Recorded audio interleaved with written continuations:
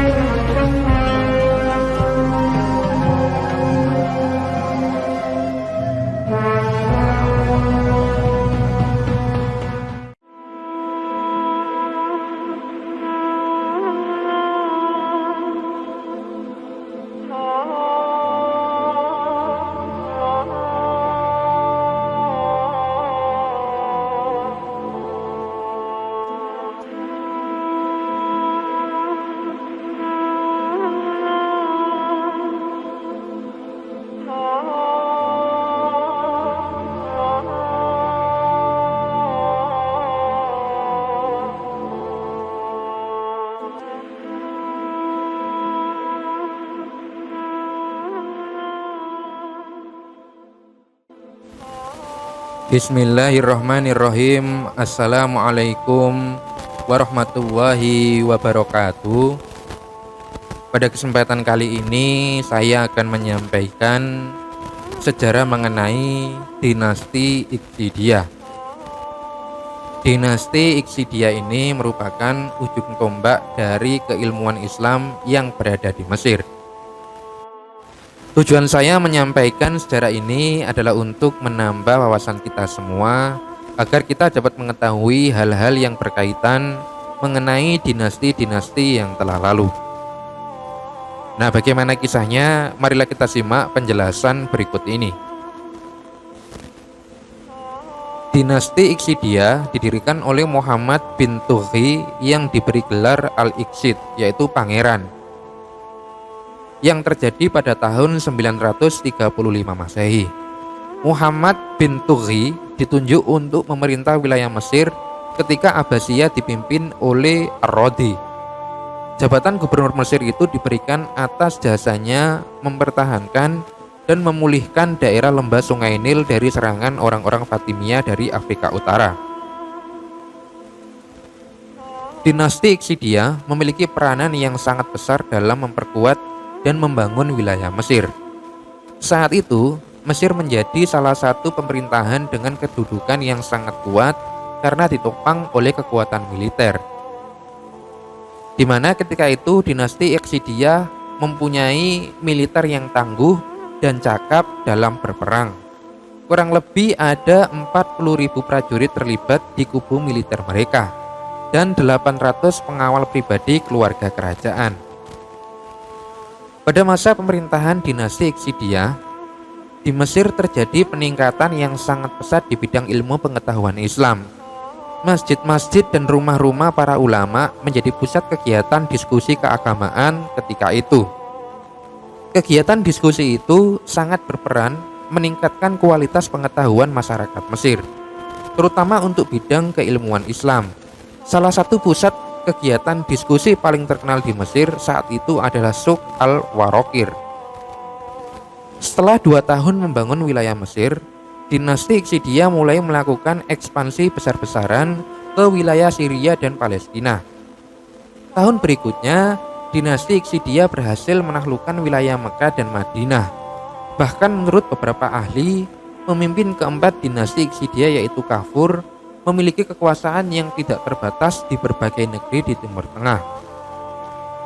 Di mana pada masa pemerintahan Kafur ini, dinasti Iqsidiyah berhasil melindungi kesusastraan dan seni Islam dari kehancuran yang disebabkan oleh kaum Fatimiyah. Beberapa serangan yang dilancarkan oleh kaum Fatimiyah di sepanjang pantai Afrika Utara pun dapat diatasi. Dinasti Iqsidiyah memasuki masa kejayaannya ketika diperintahkan oleh Kafur. Sepeninggal Kafur, dinasti Iqsidiyah mengalami kemunduran yang sangat signifikan. Pemimpin ketika itu, Abu Al-Fawarisasis Ahmad bin Ali, tidak dapat mempertahankan kekuasaannya. Ia dianggap terlalu lemah dalam memimpin dinasti Iksidia yang terkenal memiliki kekuatan militer yang tangguh. Akibatnya, dinasti Iksidia tidak dapat bertahan dari berbagai gempuran yang dilakukan oleh Fatimiyah. Akhirnya, dinasti Iksidia tidak mampu mempertahankan kekuasaannya di Mesir dan pemerintahannya jatuh di tangan kaum Fatimiyah. Nah, faktor lain yang menyebabkan kehancuran dinasti Iksidia selain serangan dari kaum Fatimiyah adalah penyerangan yang dilakukan oleh Karmatian yang ketika itu menuju ke Syria pada tahun 963 Masehi. Selain itu juga terjadi peristiwa penyekapan jemaah haji Mesir serta serbuan orang-orang Nubia yang berhasil merebut daerah-daerah di wilayah selatan.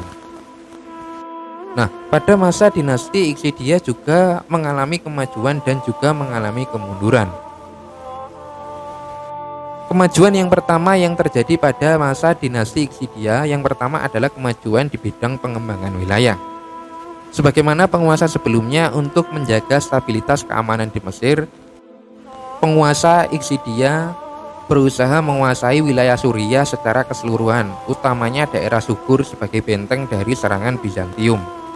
Selain itu, Iksidi melebarkan sayap hingga ke negeri Hijaz dan menjadi musrif atau pengawas Al-Haramain. Kafur sebagai pengganti Iksidi meneruskan menjaga keutuhan wilayah bahkan meluas hingga ke pegunungan Taurus. Kemudian kemajuan yang kedua adalah kemajuan di bidang kebudayaan.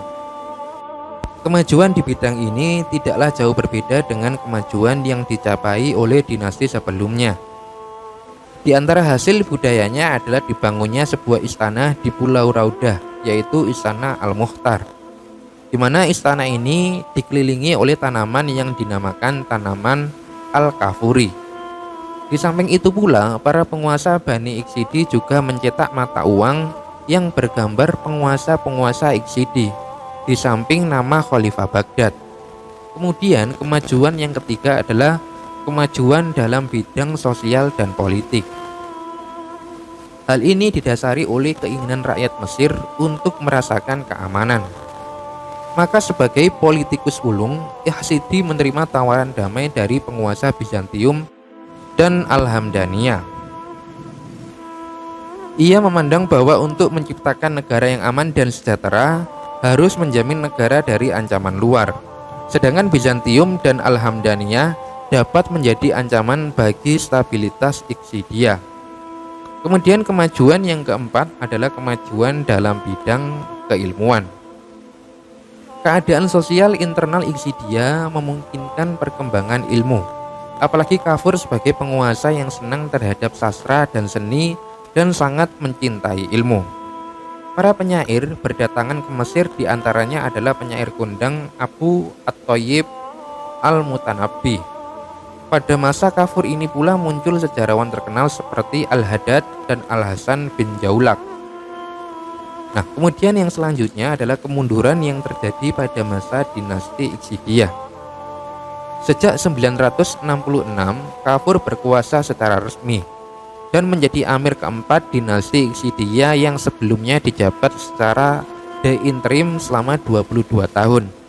Setelah Kafur wafat pada tahun 968 Masehi, diangkatlah Ahmad bin Ali al-Ihsidi yang masih berusia 11 tahun sebagai amir kelima. Lemahnya penguasa ini menimbulkan kondisi instabilitas yang memicu lahirnya pertentangan antara pembesar di lingkungan istana. Suasana perebutan ambisi itu terus mewarnai istana dan menyebabkan lemahnya dinasti ini dalam segala bidang. Hingga pada akhirnya pada tahun 358 Hijriah, di bawah Panglima Jauhar al-Sikili, tentara Fatimiyah memasuki Fustat dan menguasai Mesir dan mengumumkan akhir sejarah daripada Daulah Iksidia atau dinasti Iksidia. Nah, demikianlah sejarah singkat mengenai dinasti Iksidia yang dapat saya sampaikan. Semoga dapat bermanfaat dan dapat menambah wawasan kita semua, karena tujuan saya menyampaikan sejarah ini adalah untuk menambah wawasan kita semua.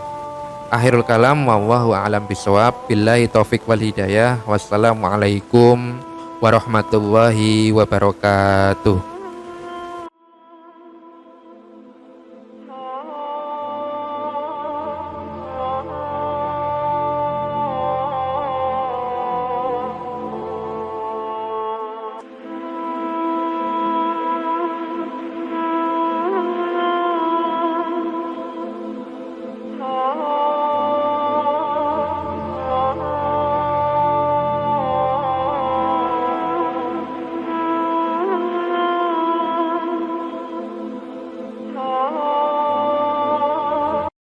Bismillahirrahmanirrahim.